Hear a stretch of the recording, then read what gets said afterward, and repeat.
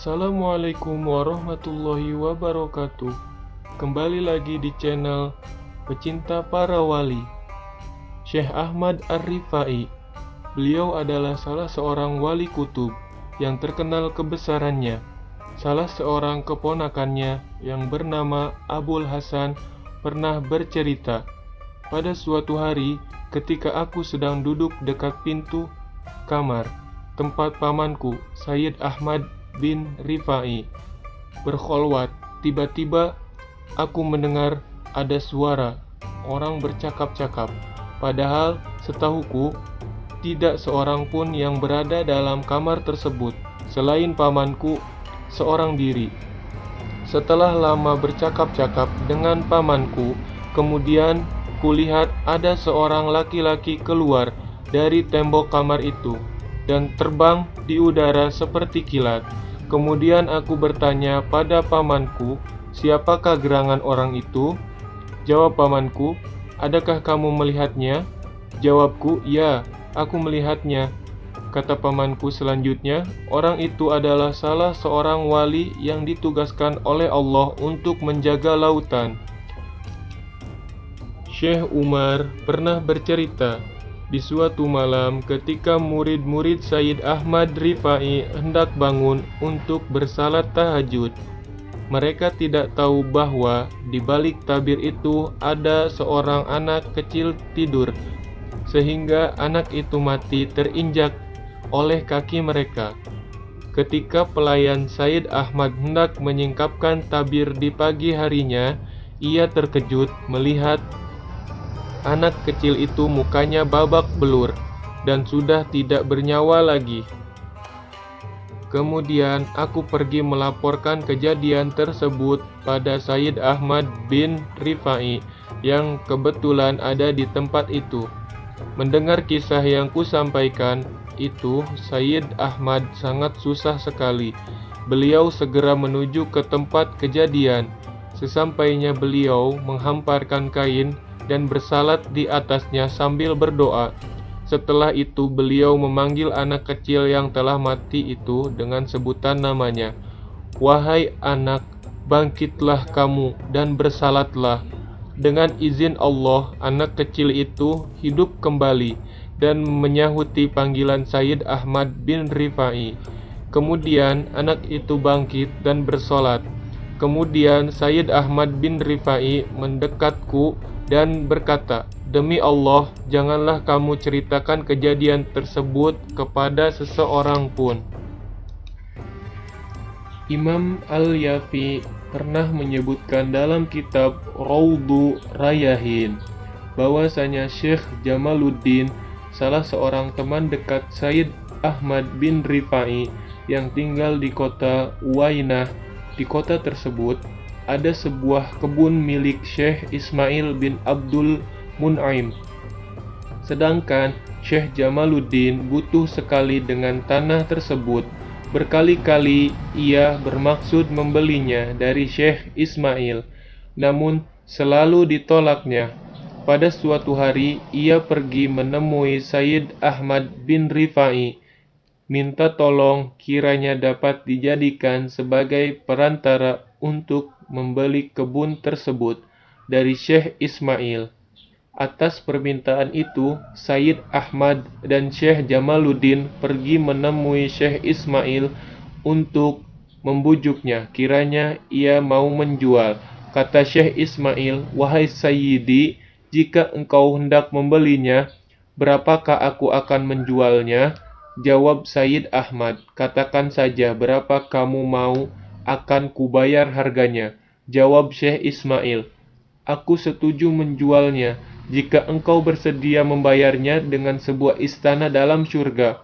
Jawab Sayyid Ahmad, wahai saudaraku, kepada siapakah kamu minta semacam itu? Jawab Syekh Ismail, aku tetap permintaanku semula. Atas ucapan Syekh Ismail itu, Sayyid Ahmad menekurkan kepalanya sebentar dan wajahnya berubah merah padam. Kemudian beliau berkata, hei Syekh Ismail, aku sanggup membeli kebunmu dengan harga yang kamu inginkan itu. Jawab Syekh Ismail, Kalau demikian, buatkan aku surat bukti jual beli itu.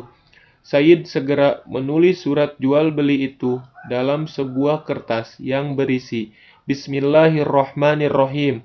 Inilah yang telah dibeli oleh Ismail bin Abil Mun'aim dari seorang hamba Dhaif Ahmad bin Rifa'i yang akan menjaminnya dengan kemurahan Allah untuk mendapatkan sebuah istana dalam surga yang dibatasi pada keempat penjurunya oleh surga Adnan, surga Ma'wa, surga Khuldi, dan surga Firdaus, dan segala bidadarinya, dayang-dayangnya, tempat tidurnya, dan sungai-sungainya, serta kebun-kebunnya, dengan sebuah kebun yang dimilikinya di dunia ini.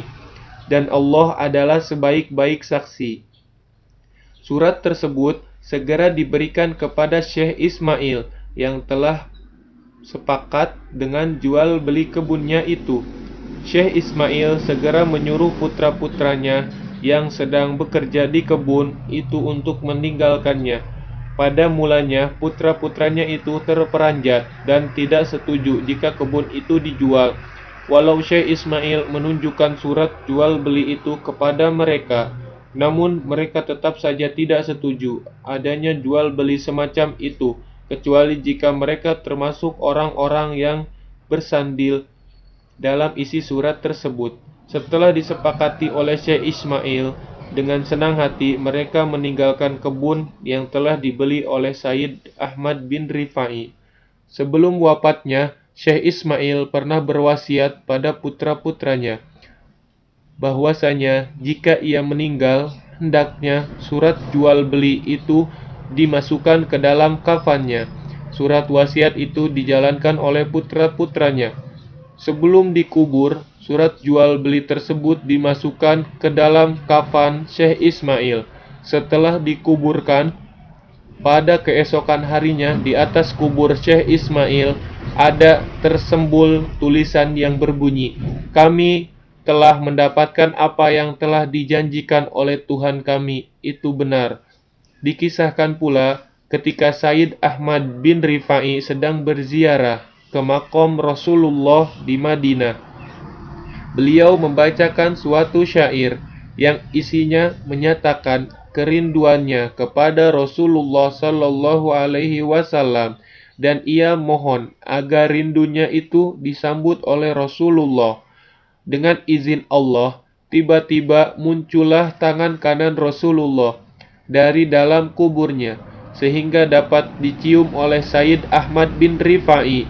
Kejadian itu disaksikan oleh banyak orang yang sedang bersamaan berziarah di makom Rasulullah Shallallahu Alaihi Wasallam waktu itu. Dikisahkan pula ada dua orang murid Sayyid Ahmad yang saling cinta menyintai.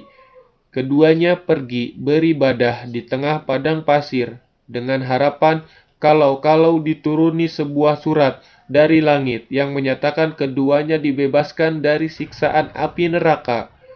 Tidak lama pun keinginan kedua orang itu terwujud dan mereka dituruni sebuah surat dari langit, tapi tidak ada tulisannya. Keduanya datang menghadap Sayyid Ahmad, tapi mereka diam saja melihat kedatangan kedua orang tersebut. Sayyid Ahmad segera bersujud syukur kepada Allah seraya berkata, "Alhamdulillah yang telah memberitahukanku padaku tentang kebebasan sebagian kawan-kawanku dari api neraka di dunia ini sebelum di akhirat." Kedua sahabatnya itu berkata, "Ya Sayyidi, kertas ini hanya kertas putih belaka, tidak tertulis dengan tinta." Jawab Sayyid Ahmad bin Rifa'i, "Hai putra-putraku, tangan yang berkuasa itu tidak perlu menulisnya dengan tinta. Surat ini tertulis dengan cahaya." Wallahu a'lam bishawab. Wassalamualaikum warahmatullahi wabarakatuh.